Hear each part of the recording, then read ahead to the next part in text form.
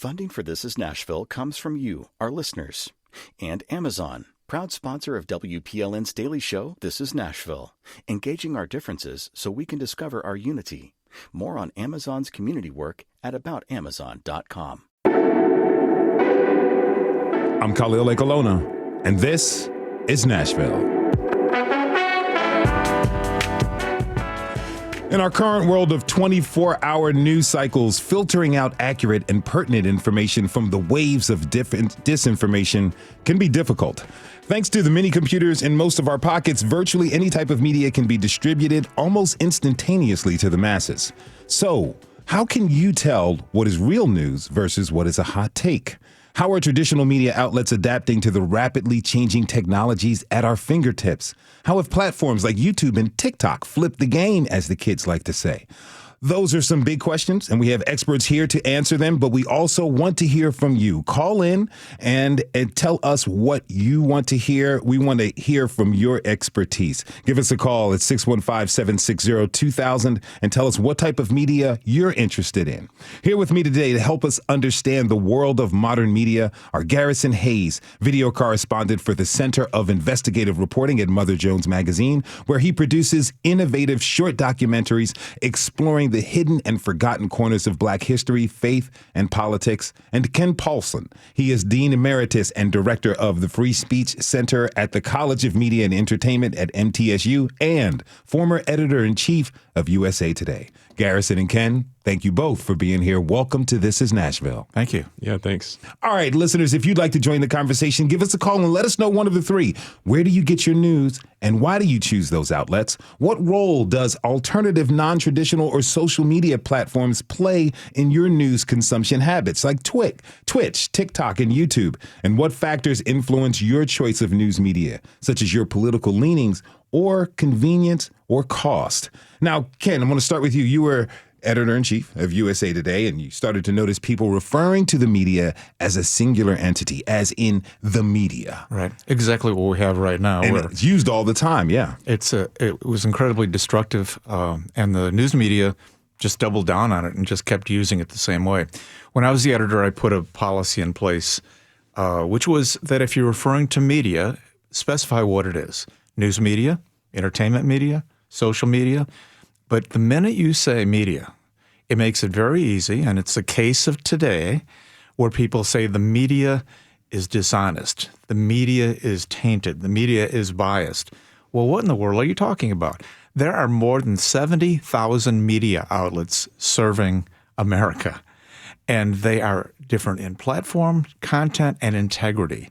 And it's sort of, it sells media collectively short if you're unable to discern them from each other.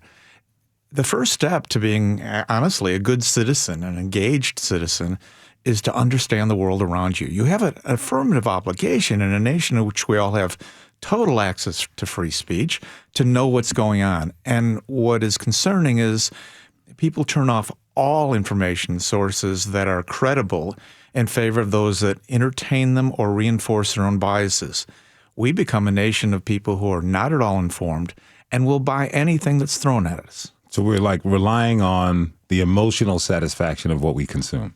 It's so much easier than actually looking at both sides of an issue and trying to come to a conclusion yourself. That's the hard work, but that's what America has always done. You know, in our nation that's founded on free speech, the goal of this nation has always been get all those ideas out there and let the best rise to the top.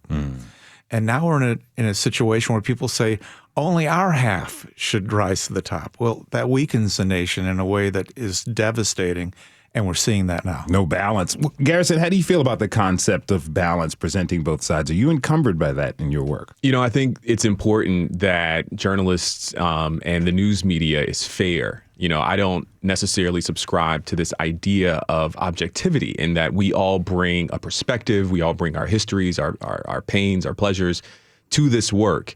But what we can do is be fair, and that requires us to have a degree of balance. When I'm interviewing someone, I want to make sure that their perspective, even if maybe I disagree or maybe they're not even telling the truth, I want to make sure that that perspective is being accurately relayed, that they feel that it was being fairly put forward, even if there has to be some correction to the record on the other side. And so for me, that's a bit different than the idea of presenting both sides or being committed to this idea of objectivity as much as it is to this idea of fairness. So the concept of balance, is that in journalism right now? I think it is. I think it is in maybe in some ways that are harmful, right? I think we've seen disinformation on the rise, and at times some folks in the news media have not always been very good at correcting the record, and I think it's necessary to do so. I think of an example recently. The racial identity of Vice President Kamala Harris was being questioned, and we saw folks just throwing that out there with a question mark. Well, is Kamala Harris black? Well, perhaps that's balanced. Maybe that's a balanced way to put it forward. But we know that she identifies as a black woman, for instance, right? Yeah. And so sometimes that idea or that commitment to quote unquote balance can be a bit harmful. Well, Ken, why would a news media outlet kind of throw out that question that Garrison just brought up? Is Kamala Harris black when we know the situation, when we know the actual truth? Pardon me. Well, I think news outlets with integrity are not asking that question. Those who want to drive the clicks to their site may well be doing that, maybe polling people about that. The current culture online is about generating heat, not light. Just a quick thought about balance. It's actually a foreign concept to me. I mean, I walked into a newsroom. I've been writing since I was 16, news and other things, and the word balance actually doesn't come up very often, has never been part of the culture. Accuracy and fairness have been. Balance is this notion that you can numerically put the elements together and add up to the truth. That's silly. It's like baking a cake. We'll put in equal measures of sugar, flour, and eggs. Yeah. That's a lousy cake. And the real objective of a journalist is to hold a mirror up to the world around us and accurately reflect what is there. And that is not about a quota of opinions. It is about telling the truth in a way that reflects reality. We're talking about media consumption, and we want to hear from you. Give us a call, 615. Oh, man, this is crazy. It just happened to me. I totally blanked. 615-760-2000. We want to hear from you. I say the number enough, you think I would have it remembered. All right, so the news comes at us so fast these days, 24-hour news cycles, not only just on cable news, but online as well. What effect does this have on actually reporting and consuming the news? Garrison, you're out there. What is it like? There is a lot. There is so much to cover. And on the one hand, I'm grateful that we live in a time and in a media environment where folks all across the political spectrum, from different walks of life, have access to cameras and microphones and can help to distribute news as it's happening. Ken just mentioned 70,000 news outlets here in the country. That's insane to me. And it's important that we have so many because there is so much going on. I do think it's also important to note that you should find those outlets that are bringing reliable, accurate, fair coverage of the news.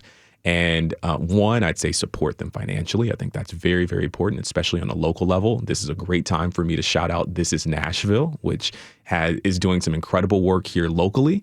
And so investing in local news, investing in news where you're getting the news from, the outlets you're getting the news from, is incredibly important so that you can know that you're getting something accurate from the sources that really care. A lot of people are complaining about hitting that paywall. And when they're trying to read an article online, it's like they expect it for free. You can turn on the television and get a certain level of the news for free and respect. But folks are mad when they have to pay. And as Garrison said, Ken, there's a lot of free outlets out there.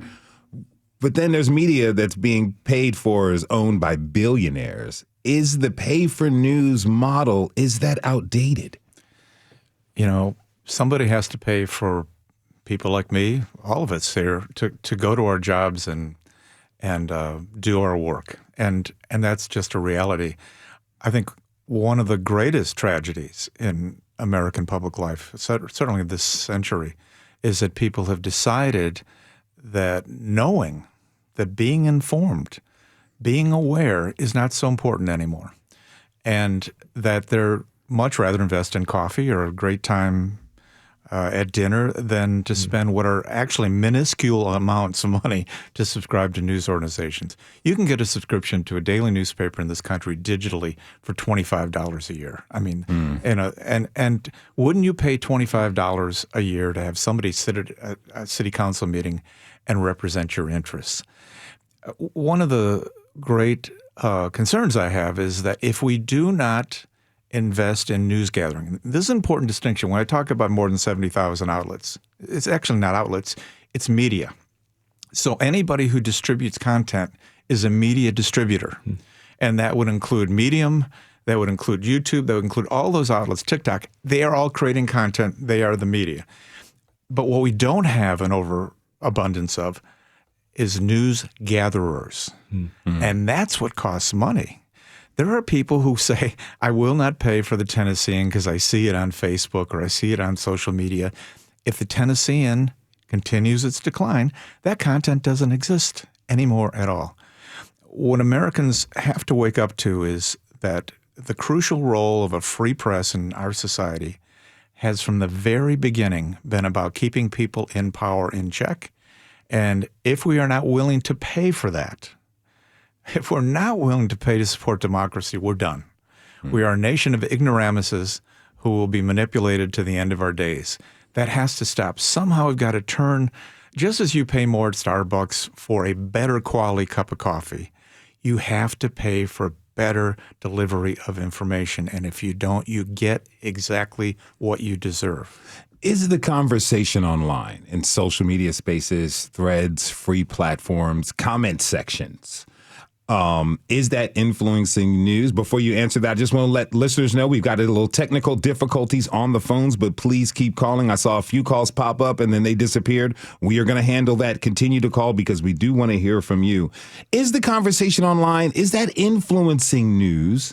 And is that good, bad, or somewhere in between? I would say it doesn't influence news. It influences the heat generators, the companies that basically drive clicks are paying a lot of attention to those comments because that suggests they've hit a nerve and they find new paths to pursue to hit nerves. But no, it doesn't really matter.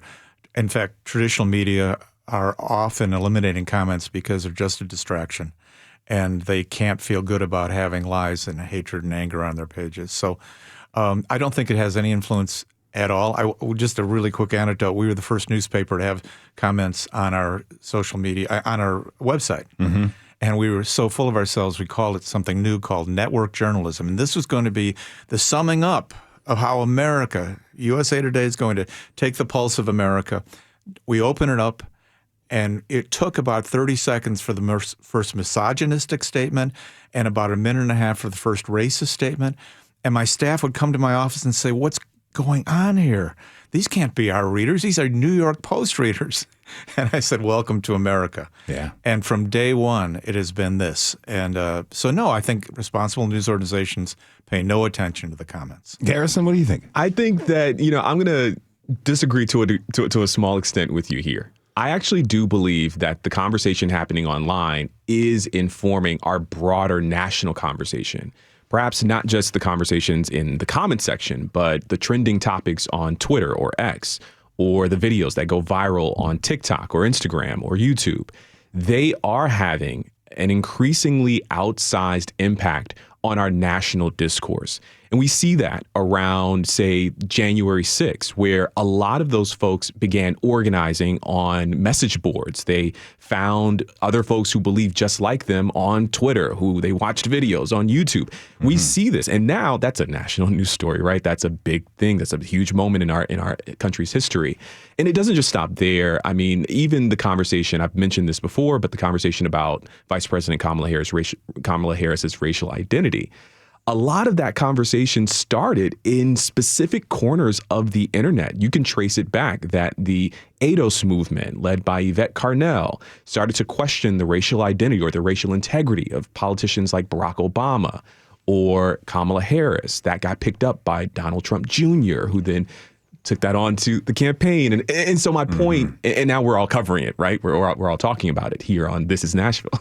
And so my point is that these online conversations are influencing And I think it's important for journalists and news media to filter out all of the noise and to make fair assessments of what's going on. But that is a part of our environment. If I might, we agree absolutely. Yeah.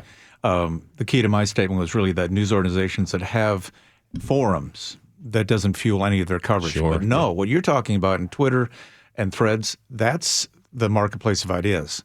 And absolutely, watching interest grow in a topic will drive coverage every single time. All right, give us a call at 615-760-2000. We're going to go to Jay in North Nashville. Jay, thank you for calling, my friend. What's your comment? Yes, hey, thanks so much, Khalil. You're doing God's work out here. Really appreciate this is Nashville. Thank you, sir. Big follower of Garrison as well. Definitely appreciate the work you're doing. Thank you. So my question, well, I have a statement and then I have a question. Statement is, I think it is very vital that we as, consumers of information, what I guess call civilians out here that are not paid reporters, that we do our due diligence before we start, spitting just, mindless information or vitriol. With that being said, what are some things that we can do to be better consumers of news? I know you guys have mentioned a few things, but, what are some, I guess you could say, some like red flags or something that maybe we don't look for that are a little bit behind the scenes? And if you're somebody that's a bit of a novice, you're like, hey, this seems credible and it seems to be speaking to something that I want, I want to believe, but I also don't want to just go out here sounding stupid. So what can we do to be better about that? Thank you so much for your comment, Jay. So I have a quick suggestion. When you see a news story that doesn't sound quite right to you, go to the most inflammatory sentence in there, the most inflammatory quote in that article. Pull it out, drop it into Google and another search engine, and see what happens. And you will see the company that quote keeps.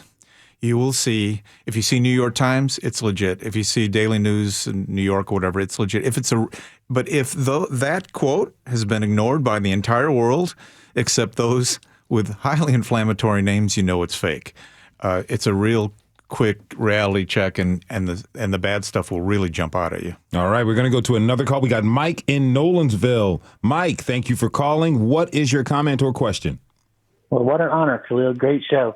Well, it's changed since I first called in. I'm a 65-year-old left-of-center independent. I do not get any information from social media. I'm a TV, radio, NPR, CNN, News Nation, and I take a magazine called The Week. Hardly anybody remembers what magazines are. But now that I've been listening to you, the thing I had to say is if more people understood that when someone comes out with something that's outrageous, that every click, every share, every forward just means pennies in that person's pocket. That's all it's about. Just like, for instance, when the bridge in Baltimore went down, there's such crazy schemes out there, and it's just all about the money. That's what it comes down to. Thank you so much. Gentlemen? Yeah, I think that's true. I kind of want to go back to the last comment from Jay, I believe his name was, and comment there that two things. One, I'm here. I'm a correspondent for Mother Jones, so I do love our publication and would recommend checking us out. It's investigative reporting, and so I think that's important. And the reason I bring that up is because a lot of the stories that we cover and other shops cover require months of really digging in and almost becoming an expert on the topic oftentimes. I think some of the best reporting comes from investigative journalists. The other thing I'll say as a tool, I've read articles where it's only taken me, 25 minutes to completely debunk or kind of find all the holes in an article or a specific angle that someone might take. And most people don't have that kind of time. Mm-hmm. And so there are services out there. This is not a paid promotion, I promise. But there is an app called Ground News that I've been using. And Ground News is a news aggregator. It aggregates the news. And so you get to see the bias from different news sources, how they lean, and it compares them to a number of other outlets. And I find that to be really, really helpful. for me. All right, we're going to take a quick break. Kara, stay on the line. We're going to come back to you when we come back from break. We're going to keep taking your calls and following up with questions. What local news stories do you think are not getting the attention they should? What local news stories do you pay for? Call us at 615-760-2000. I remembered to join the conversation. We'll be right back.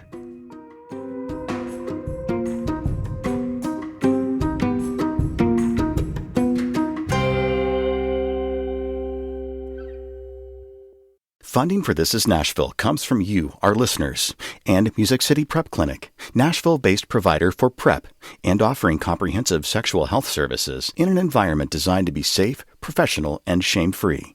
Learn more at musiccityprep.org. I'm Khalil Ekolona, and this is Nashville. Welcome back to Your Turn to Talk Thursday Media Edition. We're discussing the media that we're exposed to and the media we consume. We want to hear from you on the following. What local news stories do you think are not getting the attention they should? And what local news do you pay for? Call us at 615-760-2000. Again, that's 615-760-2000 to share your comments and to talk with our experts. Garrison Hayes, video correspondent for the Center of Investigative Reporting at Mother Jones Magazine, and Ken Paulson, Dean Emeritus and Director of the Free Speech Center at the College of Media and Entertainment at NTSU, and a former editor-in-chief of USA Today. We've had Kara holding on the line so patiently. Kara, driving from Kentucky. Look at you. Drive safely while you ask us this question. What's your comment? One thing I wanted to ask was I really wish that there was some kind of, not censorship, but laws that were in place for TikTok and some of these other places that our younger generation is getting their news from, that would, say that this is, not truthful or something. I don't know, because my daughter's in college and she constantly sends me these things, and then I have to go and actually investigate if any of this is true. And I say, none of this is true that you just sent me. So then we're just having fake conversations. But then when I send her actual news articles, she's like, oh, that's so last year, last century or whatever. If I try to send her any, true investigative journalism, this younger generation just doesn't use that anymore. But I really wish, not censorship, but some kind of laws that would help that. Thank you so much. Now, Garrison, you have quite a robust following on TikTok and on Instagram.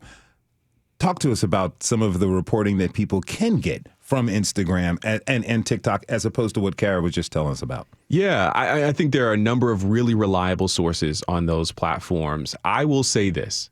It's important for creators, those who are maybe independent journalists or independent creators, to cite their sources. To your point, Kara, if you watch a video and the person in that video who's talking passionately about the topic isn't citing a source for where they're getting this information from, that should be a red flag. And I would tell anyone that. And hold the creators who you value and you believe they're doing a good job, hold them accountable. Say, hey, can I get a source list for the work that you're doing? Can I get an understanding of where you got that information? It's very, very important. I could name a few people who I think are doing great work. Please. Yes. Taylor Lorenz is doing phenomenal work. Johnny Harris is doing great work. Khalil Green is doing great work. And a few others. Bianca Growla is doing phenomenal work as well on social media. Under the Desk News is a good friend of mine. They're doing great work. And so, we can maybe talk about specific people, but more than anything, no matter who shows up on your For You page, look to see if they're citing sources and where they're getting their information from. How important is it? I mean, Kara was just telling us that her daughter's like, Mom, you're so last century because you're sending me things I actually have to read as opposed to just kind of watch. How important is it to accurately expose younger people or just anyone who's not accustomed to looking at consuming stuff in different forms? So I'll say that I think the medium is really important. I think video is so important, not just because I make videos, but because it is really accessible. And there are so many ways that people are engaging with media. I mean, let's be honest. Let's bring learning disabilities into the conversation and different ways that folks access information. And so having a diversity of ways to kind of engage folks around news and this important information is actually very important. But I do think that there are some backstops in place for, say, a USA Today or New York Times or a Mother Jones or some other medium or platform for written work. I think that stuff is important. And so I would encourage people who can to please read as well. All right, we're going to go take another call. We got Julie in Hermitage. Julie, thank you for calling. What do you want to share with us? I wanted to know how the media can help down-ballot candidates get more exposure in their local elections, because I noticed that most people are just interested in who's going to be president, but they don't pay a lot of attention to their local and state representatives, which is so important. All right, thank you so much for that. One of the challenges we have is that the media business, the news media business, is market-driven. And when news organizations see little or no interest in down-ballot races, they're not inclined to cover them. And it's a vicious cycle because obviously they cover them less and interest decreases. But it's a really tough situation. That whole market element of media is something when I do an occasional convocation or something, I'll tell young people that, you'll hear a lot of complaints about the media, but you are the target. You are young people with growing income and credit cards. You're the ones they're talking to. They're not talking to me. And so if you got up tomorrow and said, TikTok is too lightweight for me. What I want is substance. What I want? I want, the thing that the TV show, PBS, it's even like an hour news, boring news. If you embrace that, tomorrow, boring news is all over America. That generation can ask and demand and secure any level of media content it wishes. If it opts for TikTok and not your good work, then they're going to get exactly what they deserve because they control all the levers. So don't complain about the media. You've picked it. You're driving it. And it's not the 50-year-olds in America who are going to transform the media landscape. You are. And so that's what's a little disturbing about people who will not read. It's like, really? We've given up on that? It's been around a long time. Something that helps. And what's interesting, you both mentioned something that makes me think about the marketplace for media. A lot of news outlets, particularly a lot of local print outlets, have been having to downsize. You kind of referred to the Tennessean before, and earlier, when This Is Nashville was launched, we had some episodes featuring work from Steve Cavendish with the Nashville Banner, and we talked about the court system and why aren't some of these stories about the courts happening. And he said plainly, because newsrooms have had to cut. There used to be court reporters all over the place. But now I believe the Nashville Banner is the only outlet in town that has someone covering the courts. What does that how does that play into the news that we're given access to and the ability for news organizations to go out there and gather news, as you were saying earlier? It's just devastating. I don't know if you've read Bowling Alone, was a pivotal book in the 90s about isolationism, increasing isolated life of Americans. But in the 1950s and 60s and early 70s, if you went for a job interview, that guy hiring you would say, "What are your hobbies? What do you think about the new bridge being built down the road?" They would ask to make sure you were engaged with the community because they wanted you to stick around and be a part of their firm forever. And that's disappeared. Knowledge about our community is now viewed as quaint and optional. And that is very troubling. As news organizations fall by the wayside, it's so clear. When watchdogs are laid off, there is inevitably growing corruption, abuse, and waste. And that's the reality. If you're just tuning in, this is Nashville, and I'm your host, Khalil Ekalona. What local news stories do you think are not getting the attention they should? What local news sources do you pay for? We're talking this hour about the media we consume with reporter Garrison Hayes and Mother Jones and Ken Paulson. He is with the Free Speech Center at MTSU. You can always join the conversation by calling us, 615-760-2000. Now, talking about TikTok, people having cameras in their phones and news spreading wildly and fast. Recently, a U.S. postal worker in South Nashville was caught on video dumping undelivered mail into a dumpster. They were filmed by someone who just kind of uses TikTok for fun, but as of today, that video has over 3 million views, and there have been consequences for the worker. Civilians all over the country, we have phones we have cameras in our pockets, as you were mentioning earlier, Garrison.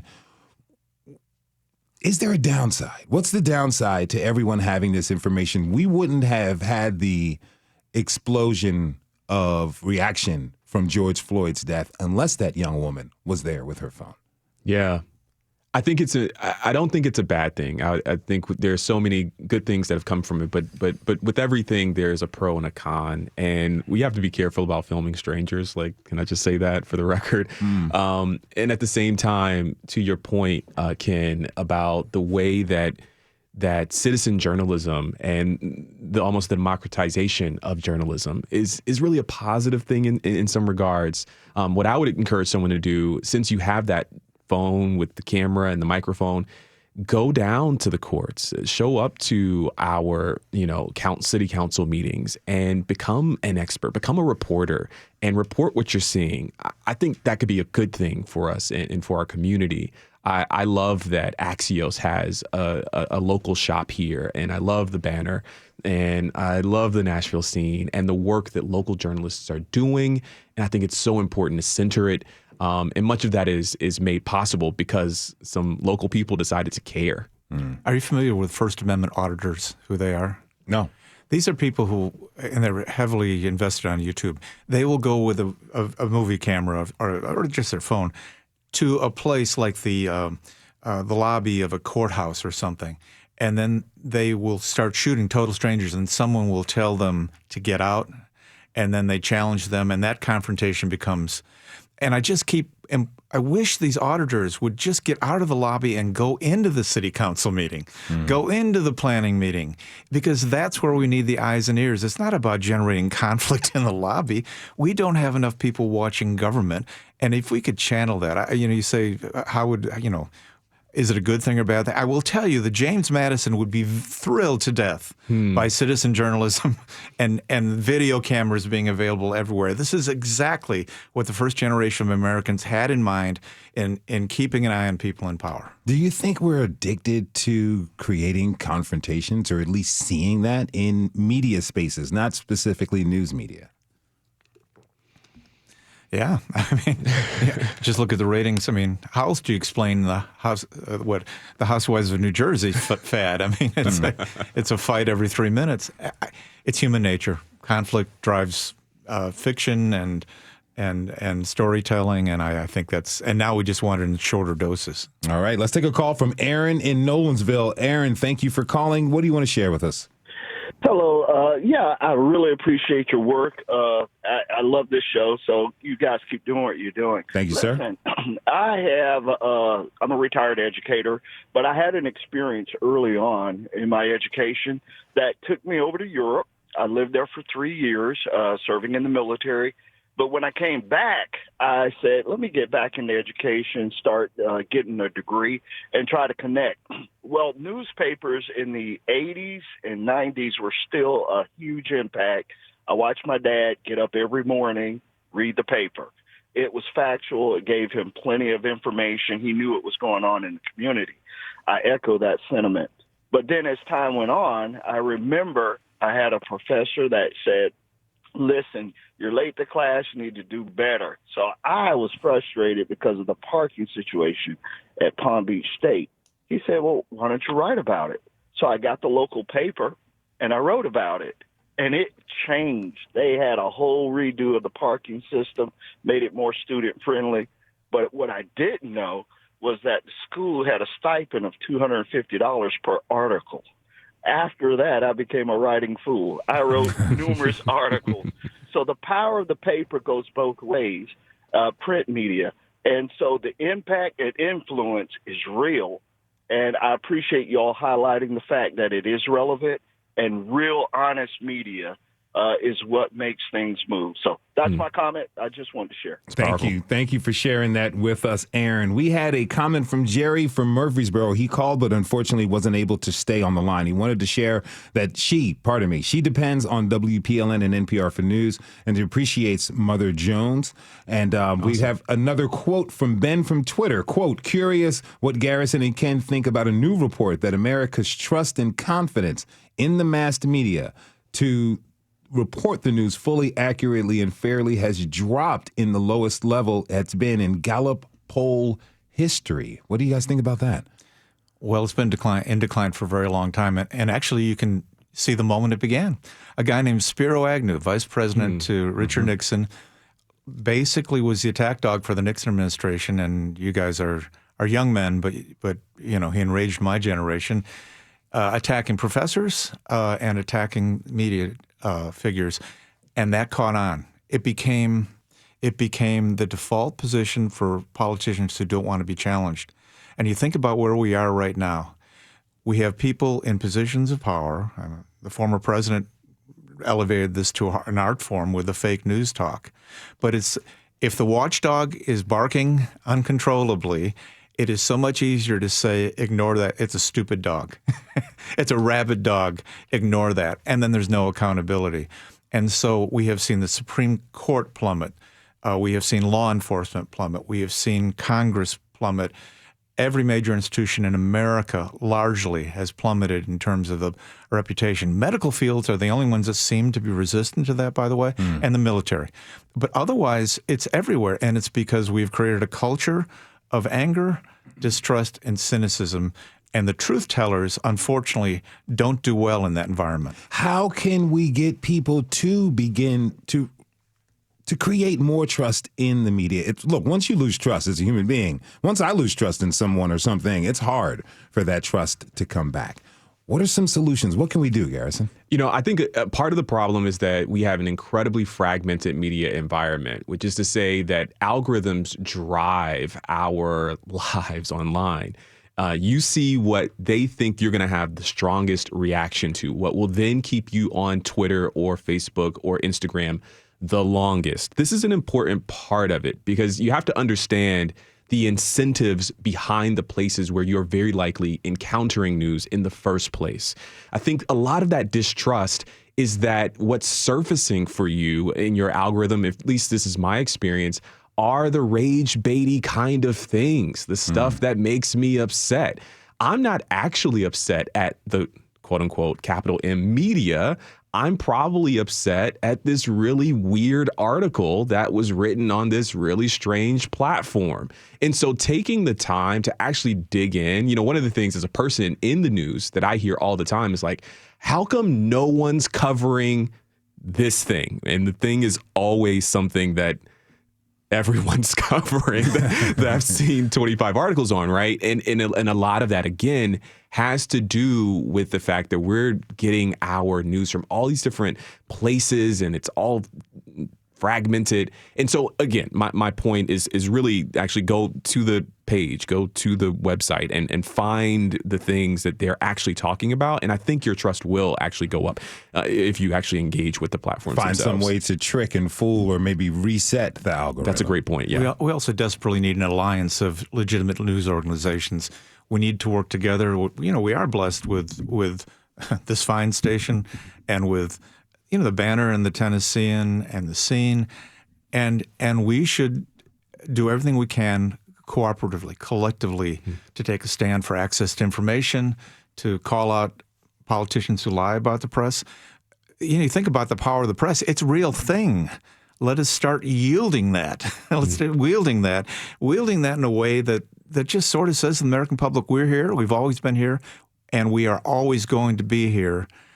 And deal with it because we're going to continue to do the work we do. All right, we're going to be here after we take a short break. Listen, you can call us up at 615-760-2000, and we want to know where do you get your news and why do you choose those outlets? And what role do alternative, non-traditional, or social media platforms play in your news consumption habits? You can talk with our experts once you call 615-760-2000 or tweet us at This Is Nashville.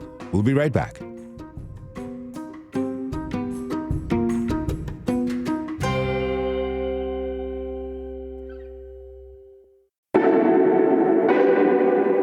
I'm Khalil Ekalona, and this is Nashville. We've been taking calls from you in our discussion about how to navigate the current media landscape. How can you discover solutions to become a more active and diligent news consumer? And how do you share news articles and opinion pieces with your friends and family? You can call us up at 615-760-2000. Again, 615-760-2000 to talk with our guests, Garrison Hayes, a reporter with Mother Jones, and Ken Paulson, Dean Emeritus and Director of the Free Speech Center at the College of Media and Entertainment at MTSU and former Editor-in-Chief of USA Today. We've got Grace in Nashville. Grace, thank you for calling. What do you want to share? In my lifetime, our options have increased from one or two local papers to a plethora of local, national, and international papers and magazines and other options. And Ken mentioned that subscribing came at such a low cost.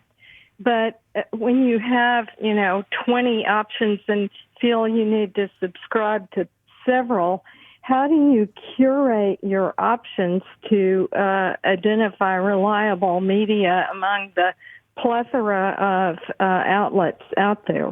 That's a wonderful question. Thank you for that, Grace. That's a terrific question. And I would say what you have to do is sit back and say, well, what's important to me? What do I need to know? And who's going to give that to me best? So you decide somebody locally gets my money, maybe more than one, because they're all valuable. And that's the rare stuff. We talked about the marketplace of media. The rare stuff is local content. International news, you can get anywhere. National news, you can get anywhere. But investing in investigative work, subscriptions to The Atlantic and Washington Post and New York Times, things that give you perspective, that can be incredibly valuable. So I would tell you, if I had a limited budget and could only invest in four places, it is some place that gives me local, some place that gives me perspective, somebody who gives me authoritative national news that I absolutely respect, and somebody who gives me international coverage that no one else has. Garrison, you shared a few with us earlier in the show, in the hour. Do you have any more suggested techniques that people can use to vet their news sources? Yeah, I think the main thing is to read it, right? And to see what they're covering and how they're covering it. Ken made the great suggestion of taking kind of the most inflammatory line in an article and Googling it and seeing what other people are saying about it. That's an important process.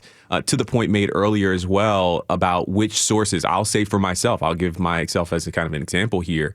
I think Axios does great work locally. They're covering some things locally as well as the Banner and the Scene, and so those are publications that I'm tuned into.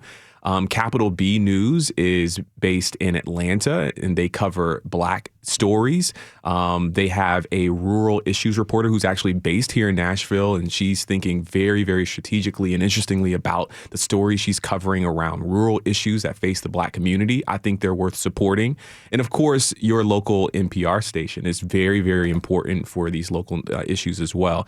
And so, I think the point has been made, but it's worth restating and reiterating that you can't go too far in investing in local news, in my opinion. If you can afford it, please do. There's the Tennessee Tribune, which has been long-serving and doing reporting on the African-American community of Nashville and Middle Tennessee. But there's also States Newsroom, a nonprofit organization. That's where we have the Tennessee Lookout. They're spread across the country, seeing that local newsrooms have been losing members and having to be shut down. They are providing local news to people. So look up the Tennessee Lookout as a part of the State's Newsroom Network. Okay, we've got Ann from Old Hickory. Ann, what's your comment? Yes. So I'm a big listener of NPR. Probably 90% of my news I get from NPR. But I wanted to say that I've lived in almost all regions of the United States. And so a while back, I decided I'm going to listen to the cities I lived in NPR. And it's been really interesting to listen to their local news for that city to compare it to the different regions. I just think that has been really enriching for me. What have you been finding? Well, I think I can't pick out, I guess, the biggest thing, but I would just say it's a great way, especially if you're going to maybe move to that city. It's a great way to get to know what that community is like.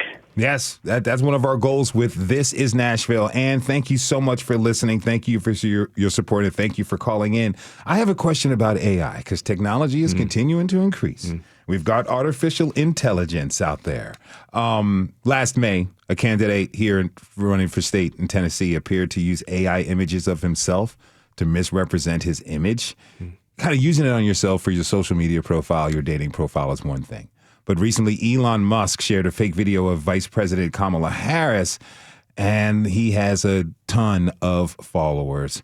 The genie is out the bottle for now. Garrison, do you see AI? How do you see AI playing out and affecting this election cycle? So far, we've managed to navigate it well as an American people. We aren't seeing huge, at least to our knowledge, we aren't seeing huge disinformation campaigns that utilize AI that have been particularly effective. There have been images of the former president with groups of people that, when you look closely, it's AI. Of course, to your point, Elon Musk shared this artificially altered video of Vice President Kamala Harris. And so it isn't really working that well in this cycle. But I am concerned that, when I get on Facebook and I look at my auntie's feed, she is tricked by fake images all the time, right? And the technology is getting better. It's getting more difficult to decipher truth from fiction. And while I don't think it will have the kind of impact that would be notable in this election, I'm concerned about the midterms in 2 years or in 4 years, or even local elections in places where we don't have this robust media coverage carrying out checks and balances. And so it will be important that as AI advances, we continue to get smarter about identifying artificially, generated images. Do we have to pressure our lawmakers to create regulations to protect us around these things? I mean, look, I listen to international news, listen to the BBC, I listen to Monocle, I listen to it for other outlets outside of the country. They have pretty strict regulations on social media and what can be shared on there.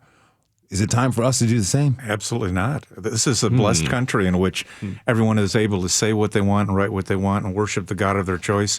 The 45 words of the First Amendment have made this nation uniquely creative, dynamic, and successful. We do not want to give regulatory power to government, which always seizes it, by the way, when there's new technology. It did it with radio, did it with television, tried to do it with the internet. No, that's not the solution. I will tell you the great threat in what we're discussing right now in AI is that the documentaries that are so good, the revelations that are so good, people are going to say, oh, no, I didn't take that bribe. That's AI. No. So evidence we had that would once establish corruption and dishonesty and a need for change, it's so easy for the fake news line to work in a digital environment too. And when people can't tell the difference between truth and lies, I don't know why we gravitate to the lies. How can people make a difference in an environment where news consumption, it has us fighting with our friends, neighbors, and families? Boy, I tell you, we've never seen anything like we've seen these days. And in part it's because the velocity. People talk about cancel culture and how ugly that is these days. It's always been around. Ask John Lennon when he talked about Jesus. Ask Martin Luther King when he talked about racism in Montgomery. People have always trying to quash unpopular opinions. But what has happened now is that anger has a velocity to it unprecedented in our history, and it has an immediacy. And where somebody sitting in a bar somewhere in Memphis may have said something ugly to another patron in the bar, now they're saying it to millions of people globally at the same time in a tweet. We've just never seen anything like this. We are quick to react to each other and to judge each other, and I don't know how to cool that down. Garrison. A part of my work is going out and talking to people. I just, through Mother Jones, we just released a video where I spent a week at the RNC talking to Black Republicans, and you can find that on YouTube. And one of the things that I learned in that exercise is that the conversation online, crazy. People are saying all kinds of crazy things. It's keyed up. Folks are angry. They're ready to call you everything but a child of God. In person, a lot more moderated. Folks are much more calm, and when they look you in the eye and they see that you're a human being doing your best, and they're a human being doing their best. And even though you might have differences of opinions that are real and significant and substantive, you're still a person, okay?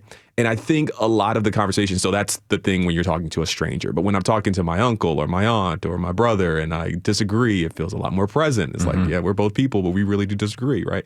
And I think maybe taking a lot of the online-ness of it, the talking points that we get from the internet, taking those out of the conversation and just talking person to person, I think that's a really important part of it. It's actually an art form that has, you mentioned earlier about the increasing isolation of the American people, Ken, how we are becoming increasingly isolated.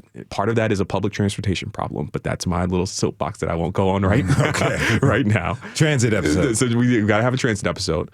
We're in our cars. We aren't interacting with our neighbors. We aren't talking to each other. And one of the consequences of that is that we have lost our ability to connect across difference. And we need to get that back.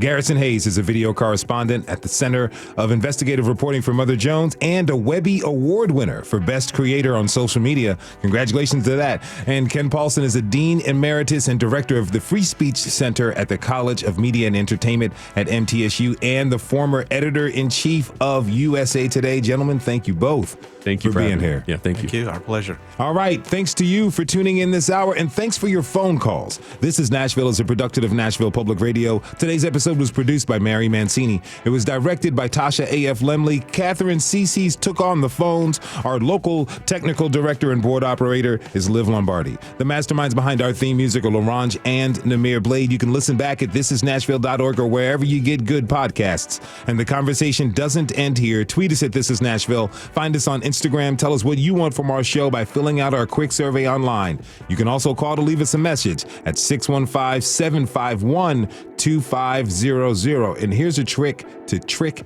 your algorithm. Turn off your YouTube search history. My sister put me on that one. This is Nashville. I'm Khalil Ekalona. We'll see you on Monday, everybody. And be good to each other.